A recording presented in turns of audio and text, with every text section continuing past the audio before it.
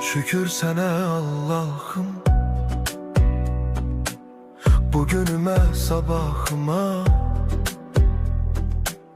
Ürəyimdə bir ümid var, sən baxırsan halımıza.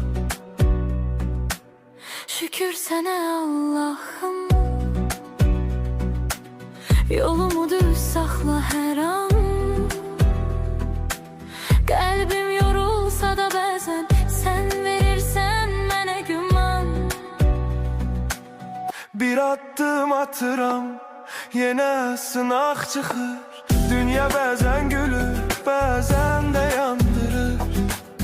Amma mən bilirəm, tək deyiləm heç vaxt.